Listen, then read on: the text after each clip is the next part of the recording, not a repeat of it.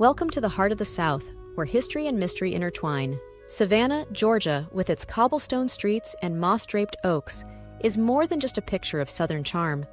It's a city where the past lingers in the present, whispering tales of hauntings and untold secrets. If you've ever felt a chill in the warm Savannah air or heard a distant echo on a quiet night, you're in the right place. Today, we're diving deep into Savannah's haunted legacy, where every corner has a story, and every story leaves you wondering what's lurking just beneath the surface. But first, let's step inside the grand mansions that have stood the test of time, where restless spirits still roam the halls. These homes have witnessed countless tragedies, and their ghostly residents have stories to tell. Savannah's haunted history begins in the heart of its historic district, where tales of restless spirits abound. One of the most famous haunted locations is the Sorrel-Weed House, a grand mansion with a dark past. Built in 1840, this stately home has witnessed tragedy and turmoil, leaving behind a legacy of ghostly encounters. Visitors often report seeing shadowy figures and hearing eerie voices, believed to be the lingering spirits of those who met untimely deaths within its walls. The house's haunted reputation is so strong that it was even featured on popular paranormal investigation shows. The lesson here is clear. History often leaves behind more than just stories. It leaves behind echoes of the past that refuse to fade away. Another spine-chilling location is the Colonial Park Cemetery, a resting place that dates back to 1750. This cemetery is the final resting place for over 9,000 souls, many of whom met tragic ends during Savannah's yellow fever epidemics and the American Civil War. However, not all those buried here rest peacefully. Visitors often report cold spots, disembodied voices, and even sightings of ghostly apparitions wandering among the tombstones. The cemetery's haunted reputation has only grown over the years, making it a must-visit for those brave enough to explore its grounds after dark. The eerie atmosphere serves as a reminder that Savannah's past is filled with sorrow and loss, which sometimes refuses to stay buried. The haunting of the Kehoe House is another tale that has captivated both locals and visitors. This luxurious bed and breakfast, once a private residence, is said to be home to several spirits, including the ghostly figures of two children who are often seen playing in the hallways. The story goes that these children tragically died in the house, and their spirits have remained ever since. Guests have reported hearing the sound of children laughing, doors opening and closing on their own, and unexplained cold drafts. The Kehoe House stands as a testament to the idea that even in places of beauty and luxury, the past can cast a long, shadowy presence. The Marshall House, one of the oldest hotels in Savannah, also has a rich history steeped in ghostly tales. During the Civil War, the hotel was used as a hospital for Union soldiers, many of whom did not survive their injuries. Today, the spirits of these soldiers are said to still roam the halls. Guests have reported hearing phantom footsteps, seeing apparitions in their rooms, and feeling an overwhelming sense of unease. The hotel's past as a place of pain and suffering seems to have imprinted itself on the very walls, creating an environment where the line between the living and the dead is often blurred. Finally, we come to the Moon River Brewing Company, a popular spot for locals and tourists alike, but one with a dark and haunted past.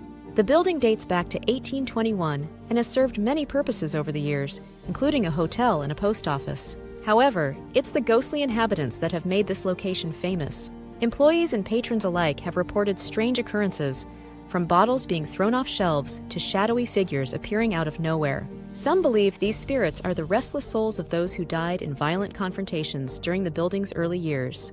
The lesson here is that even in the most unexpected places, the past can make itself known in unsettling ways. But what happens when the spirits of Savannah's past move beyond the walls of grand mansions? Let's explore the eerie tales of historic homes that have their own chilling stories to tell. Savannah's haunted legacy wouldn't be complete without mentioning the eerie tales of the Olde Pink House, a beautiful yet mysterious restaurant that once served as a residence.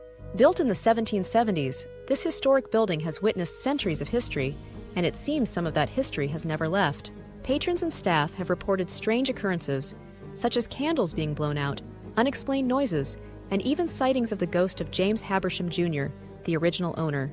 The Olde Pink House is a reminder that even the most charming places can harbor dark secrets. Another chilling location in Savannah is the Hampton Lillibridge House, which is considered by many to be the most haunted house in the city. This home, built in 1796, has been the site of numerous paranormal investigations due to the intense activity reported there. Witnesses have experienced everything from furniture moving on its own to the sound of phantom footsteps echoing through the halls.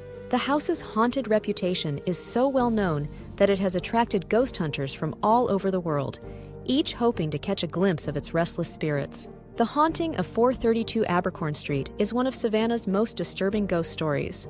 This infamous house, located in the heart of the historic district, has long been shrouded in mystery and fear.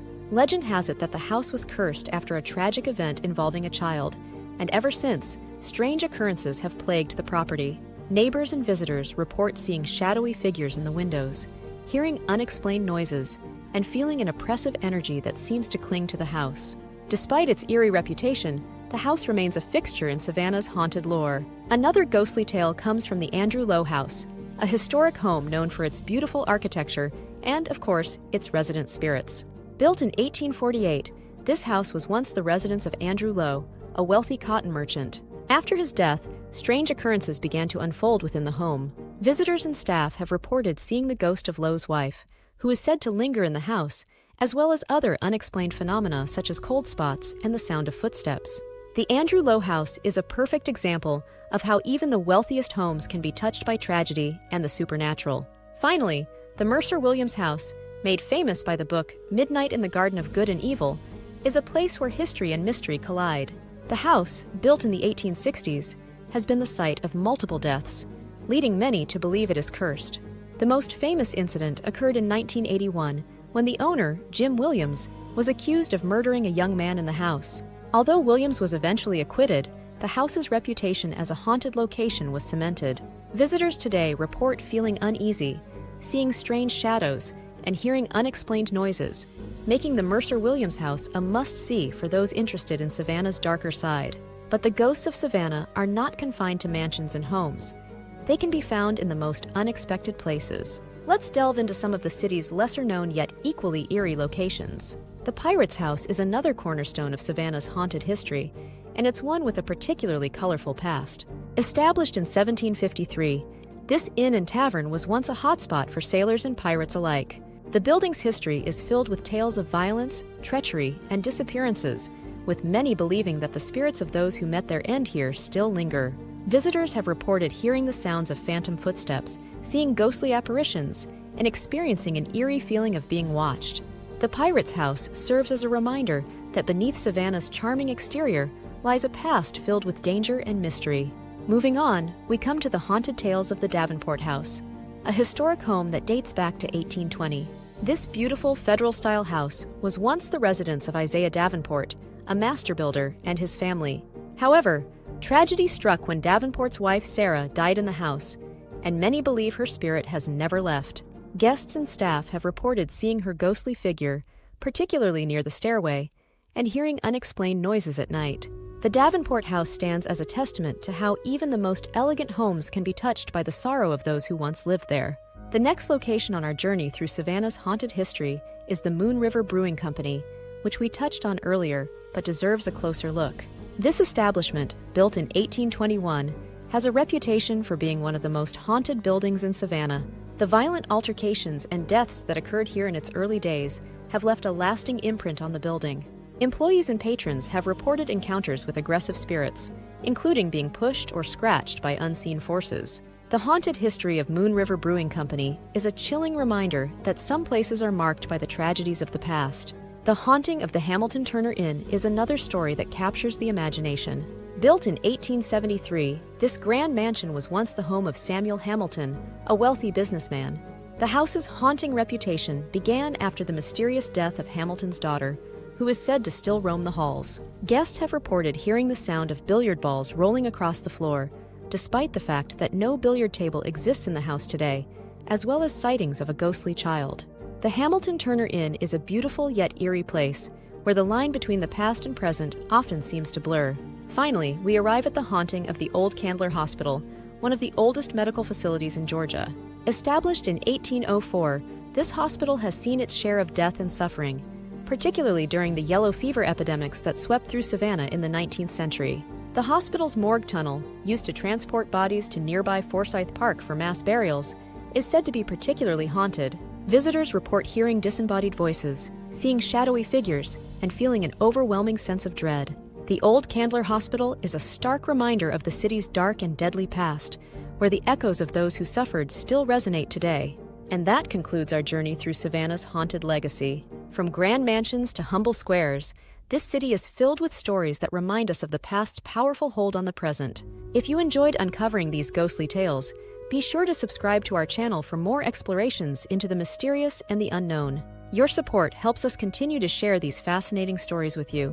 Thanks for watching, and we can't wait to dive into more history and hauntings together in our next video.